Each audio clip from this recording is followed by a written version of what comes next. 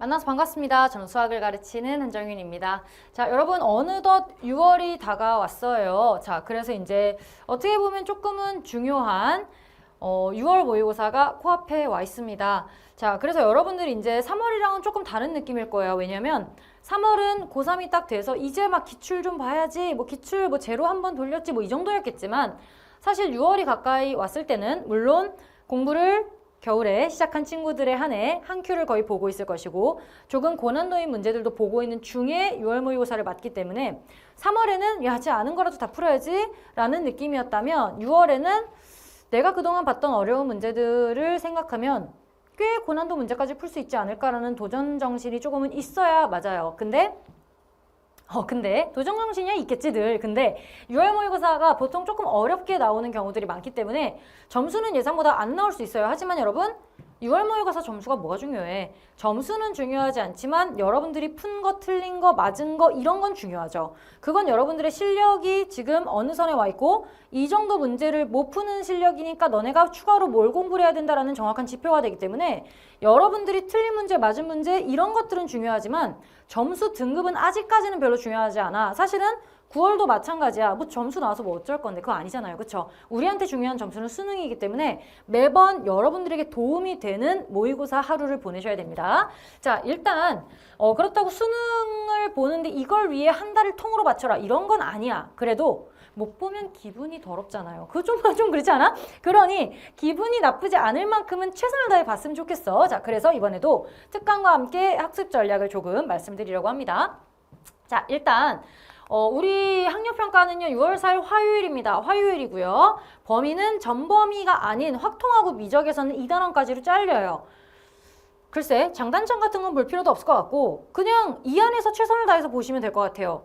근데 이제 너네가 통계를 듣고 있더라도 요 6평 앞두기 한 3일 전부터는 요거에 맞춰서 공부를 좀 해주시고 6평 끝나고 또 통계 마저 들으시면 되고 적분 마저 들으시면 되니까 요거를 위한 공부를 며칠은 해주셨으면 좋겠습니다. 수원수투는 전범위이기 때문에 고민 없이 제로 한 큐 있는 거 다 보셔야 됩니다. 다 보셔야 되고 자 요렇게 나올 거다라는 거랑 이제 제가 특강을 또 늘 하죠. 3월에도 했었고 6월에도 마찬가지로 이제 특강을 할 건데 일단 전년도 기출 다 보셔야 됩니다. 내가 한 큐 제로를 먼저 하는 이유는 여러분들이 기출도 안 본 상태에서 전혀 수능스럽지 않은 문제들을 계속 풀고 있는 게 싫어서 여러분들이 제로 한 큐를 먼저 보면 나중에 봤을 때 문제가 조금 수능 느낌이 아닌데 이런 생각이 들 수도 있어. 왜냐면 수능 문제들은 일관적인 어떤 방법이 있고 문제가 깔끔하고 여기서 군더더기 없고 필요한 정보를 다 써서 반드시 풀리고 이런 뭔가 수능의 느낌이 있어. 내신이랑 좀 달라요. 그래서 여러분들이 고3이 딱 되자마자 고3 겨울방학 예비교 고3 때부터 제로부터 한 큐까지 쭉쭉 순차적으로 듣기 시작하죠. 자, 그래서 이제 여러분들이 복습하고 6월 모의고사를 위해 공부하는 시간은 사실 한 최대 3일 정도로 잡았으면 좋겠어. 왜냐면 이것 때문에 수능 가던 길을 무슨 억지로 끊어가지고 이걸 이만큼 공부하고 다시 돌아간다 이럴 필요는 없는 거잖아요. 어차피 우리가 현재까지 공부하고 있는 한 큐 내용 또는 제로 내용이 여기에 그대로 반영될 거기 때문에 추가로 공부하는 이 3일은 뭐를 하면 된다? 그냥 복습. 우리가 당연히 듣던 거 듣고 들으면서 추가로 뭘 해줘라? 그동안 봤던 거를 봐. 쭉 공부를 해왔어. 근데 6평 전날까지 계속 인강 듣다 가요. 이게 뭐가 의미가 있어요? 시험 보려면 그 전에 들었던 모든 게 내가 틀렸던 것들, 버벅거린 것들이 완벽하게 공부가 된 상태로 들어가서 시험을 봐야 이게 의미가 있는 거 아니에요?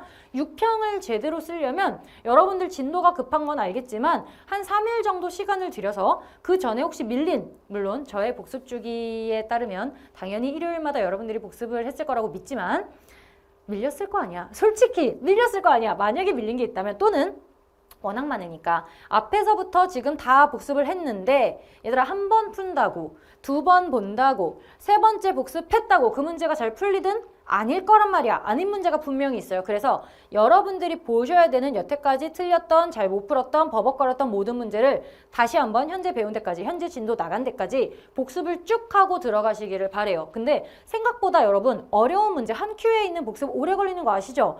처음에 풀 때 20분 30분 걸려서 풀었어. 복습이라고 그게 뭐 5분 만에 풀려? 아니야. 다시 볼 때 다시 또 20분 30분에도 안 풀릴 수도 있어. 그런 식으로 우리가 하다 보니까 복습 시간이 꽤 걸려요. 그래서 전날만 하지 말고 한 3일 정도 잡고 주말부터 해서 토, 일, 월 이 정도 공부해도 되잖아. 그 정도 잡고 복습을 하고 들어가세요. 그래야 내가 뭔가 더 많이 채워진 상태로 시험에 응시할 수가 있어.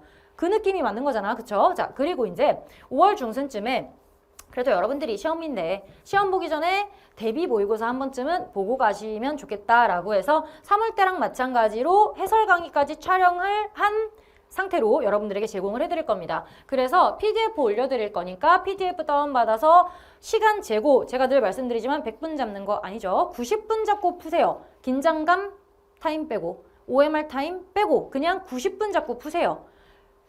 선생님 그러다가 풀 수 있는 게 있으면 솔직히 풀 수 있는 게 있으면 90분 내에 풀었을 거예요. 죄송하지만 풀었을 거라서 그냥 90분 잡고 풀고 일단 90분 딱 땡 했을 때 아 내가 이거 아쉬운데 싶으면 식대 지금 바로 채점하지 않고 나머지 다 풀어보면 되는 거잖아. 근데 100분을 잡으면 늘어져. 그리고 시험에서 100분 다 쓰는 게 아니잖아요. 그러니 90분 잡고 그냥 푸세요.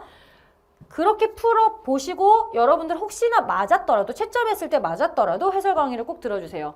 제가 빠른 정답은 올려드리겠지만 해설 강의를 들으셔야 내가 이렇게 풀었는데 이렇게 풀어서 시간이 너무 오래 걸렸구나. 아 이렇게 풀지 말고 이게 더 간단하구나. 이런 것들이 있으면 여러분 얻어가야 될 거 아니야. 매번 돌아가가지고 풀고 오래 걸리고 이거에 익숙해지시면 안 되잖아요. 고칠 게 있으면 빨리빨리 버리고 새로운 걸 받아들여야 되니까 맞았더라도 2배속으로라도 해설 강의를 빠르게 들어주시면 좋겠습니다. 아시겠죠? 자, 그래서 뭐야?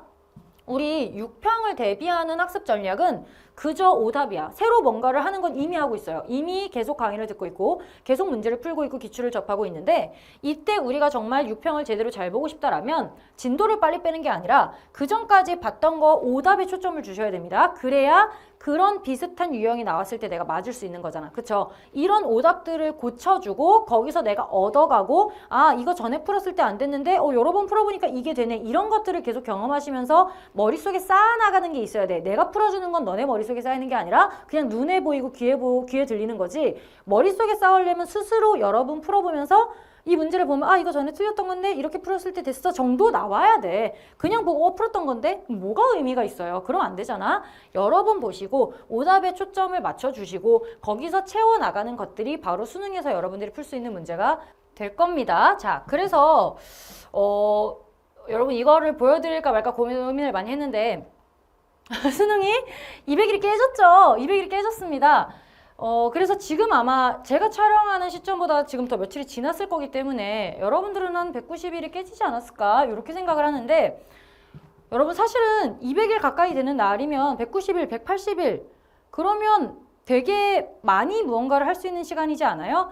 충분히 무언가를 할 수 있는 시간이기 때문에 사실 이제 공부를 시작해도 웬만큼은 올라갈 수 있어. 물론 그렇다고 나태해질 필요는 없지만 지금 겨울부터 열심히 해온 친구들이라면 지금부터 더 열심히 달려야 이게 왜 지금이 좀 중요하냐면 하반기에 조금 늘어질 수 있어요. 왜냐면 그동안 달려왔기 때문에 좀 지칠 수 있어. 근데 그리고 거기서 누가 때려? 6평이 때리지. 또 얻어맞죠? 6평에서 얻어맞고 나면 와 내가 그동안 겨울부터 여기까지 6개월을 공부를 했는데 이렇다고? 막 이렇게 되면서 갑자기 번아웃처럼 빵 올 수 있어. 근데 그래요.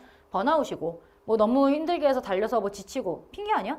솔직히 공부하기 싫어서 그런 거 아니야? 라고 스스로를 조금 다그치는 모르겠다 얘들아. 나 같은 경우는 만약에 그랬었다면 이게 수능일을 바꿀 수 있고 내년 수능을 기약하는 게 아닌 이상은 봐야 되잖아요. 그럼 여러분 그렇게 힘들어하고 약간 내가 쉬기 위한 그런 시간을 만들어내는 게 정말 여러분들에게 도움이 될까? 나는 그 생각이 조금 들어요. 그래서 조금 세게 얘기를 하는데 그러니까 6평 보면 얻어맞을 수도 있거든. 그걸 미리 알고 가세요. 근데 막 틀려. 나 풀었던 건데 틀리고 분명히 맞았을 거라 생각해 틀려. 이러면 이제 현타가 온단 말이야. 그럼 내 말을 기억해.